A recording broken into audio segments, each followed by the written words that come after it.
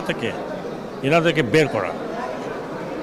সরকার দায়িত্ব নেওয়ার আগেই রাজনৈতিক দলগুলো আমি জানি। কোনো দল নির্বাচনের দাবি করছে। এখন আপনারা কি নির্বাচনের প্রস্তুতি নেবেন সেটা তারা- নাকি প্রাতিষ্ঠানিক সংস্কারের দিকে যাবেন? না, ওনারা দাবি করতেই পারেন, তারা রাজনীতি করেন, তারা দাবি করবেনই, এতে কোনো সন্দেহ নেই।